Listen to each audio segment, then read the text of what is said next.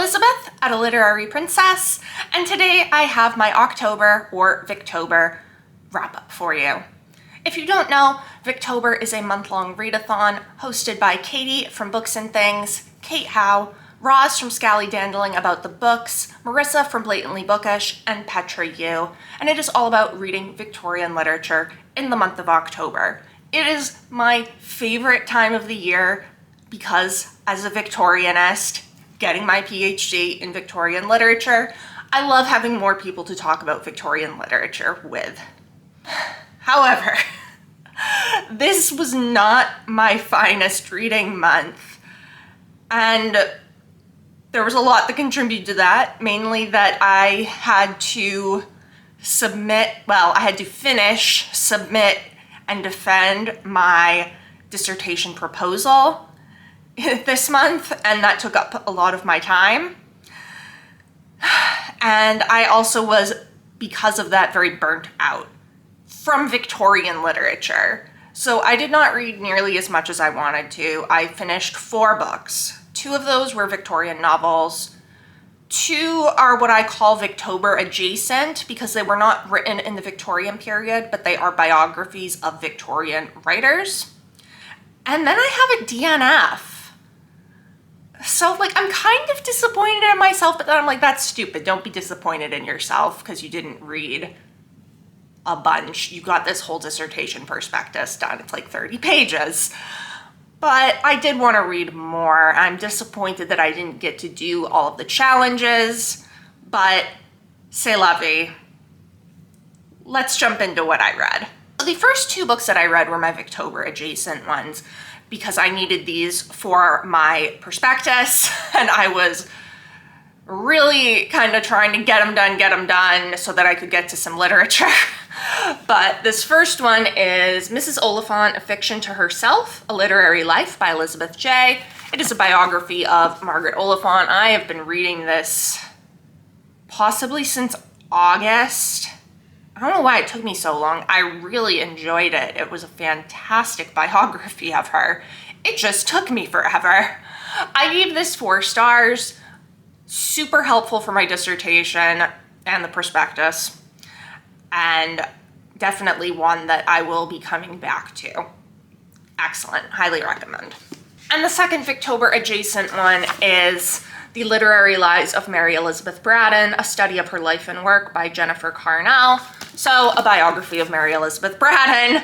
This was also really good and extremely helpful for my dissertation, especially since I have not read nearly as many of Braddon's novels as I have of Oliphant's. So this helped give me an idea of what books I would want to use so that I was able to talk about them in the prospectus despite not having read them yet. I also gave this one 4 stars, and I would highly recommend it. Great biography of her. Okay, now we get to the actual Victober reads. Yay! There's only 2 of them. So the first one was my George Eliot pick for the month. This was Roma. I absolutely adored this. It was my second time reading it. I loved it even more this time around. I gave it 4.5 stars. This counted for Kate's challenge of read a book that features a stranger. There are a few strangers in here, but the most notable is that at the very beginning of the novel, we meet Tito, who is Greek, and he has been shipwrecked in Florence. And he's kind of, meeting people, getting to know people, and moving his way on up in society. I have a whole video on this, so I'm not going to say a whole lot about it, but I love it. One of George Eliot's best, in my opinion. So well paced. One of the best Victorian villains ever. I hate him so much. But we won't talk about that because I've already talked about that in 2 videos this Victober. But yes, absolutely loved Romola. Highly, highly recommend. This might end up being my absolute favorite of Eliot's.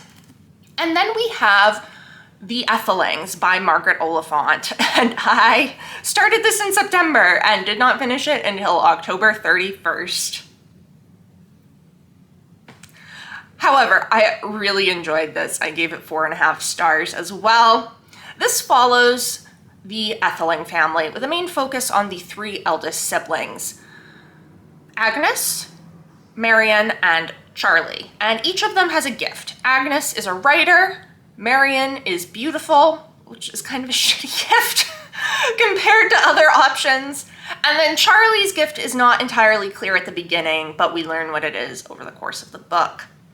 They come into an inheritance of this small cottage out in the country that brings them in proximity of the manor house of Lord Winterbourne, causing them to meet his 2 supposedly illegitimate children, Rachel and Louis, who are extremely mistreated.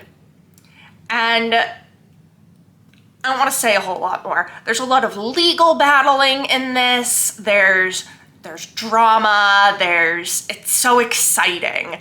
And we also get a little bit of Agnes writing, which is why I picked it up, because I'm focusing on Oliphant's depiction of a woman writer. This is going to be part of my dissertation. I really enjoyed this so much. I had a great time. The thing that's keeping it from being a 5 stars is I was rather disappointed with the ending of one of the characters. Like why? Why? But that's okay. I don't think it's her best work by any stretch of the imagination. It's one of her earlier works. It was serialized in 1856 and published in volume form in 1857. So her later works like Miss Marchbanks, Phoebe Jr., and Hester are much stronger, but this was so much fun and I just had a great time with it, and I'm really excited to be working with it in my dissertation. The Ethelings counted for Roz's challenge of a book focusing on class. There is a lot of discussion of class in this, but also like the kind of intricacies of illegitimate children and whether it's okay to socialize with them for people who are kind of like in genteel poverty, like the Ethelings. And then what happens when Agnes and Marion get kind of put into higher society because Agnes meets another woman writer who is the daughter of Lord Winterbourne, and she invites them to some of her parties. So I thought that it handled class in a really interesting way. So that is everything that I actually read for Victober. And that's really sad. I was very disappointed that I didn't get to the other 3 challenges. Katie's was to read a piece of new woman fiction. I really, really wanted to read Ideala by Sarah Grand, but it just didn't happen. Petra's was to read a Victorian first-person narrative, and I meant to be looking at some of Margaret Oliphant's letters. Didn't happen. And then Marissa's is the one that I kind of knew I wouldn't get to. And that was to read a work by a Victorian author you've never read before. So for that, I had The Widow Barnaby by Frances Trollope, mother of Anthony Trollope, who we'll be talking about in a minute. I didn't think I'd get to that, but I put it on the list being hopeful I didn't get to that. Shocking. I also did not get to Far From the Madding Crowd by Thomas Hardy, which was really disappointing because I wanted to read that this year. But we can't get to everything all the time, so I will hopefully be reading some of these books in the next few months, over the next year, maybe for next Victober. Now let's talk about the book that I didn't finish, and this was The Way We Live Now by Anthony Trollope, which was the group read. I was a little over 100 pages into this, I think. Yeah. I guess maybe 200 pages in. And I didn't DNF it because I didn't like it. I was loving this. This is, when I finish it, which I will, this is going to be a 4 or 5 star read for me. I was having so much fun. I was enjoying the characters. I was loving, hating on Felix Carberry because he is a piece of work.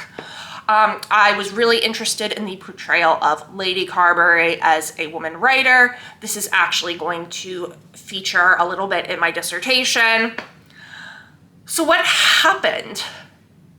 Well, like I said, I was extremely burnt out. This is a chunky book.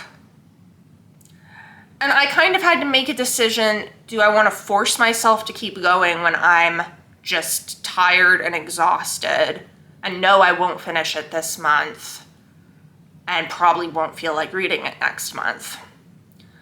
And I decided, no, I'm gonna come back to it when I'm feeling better and more in the mood for it. The other problem is, so this is a library copy, and like aesthetically, it's gorgeous. Look at this,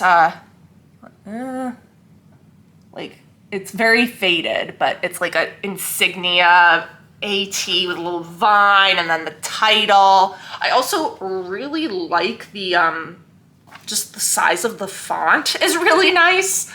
However, it is absolutely falling apart. Like, so every time I was reading it, I was terrified the cover was gonna come off. And I was like, I can't live like this. I can't live like this. So the Way We Live Now is actually on my Christmas list this year. I have requested either the Penguin Black Spine or the Oxford World's Classic edition, which are two editions that I really enjoy reading from, and it will look nice and aesthetic on the shelves back there, and I won't have to worry about this copy from, I think, 1950.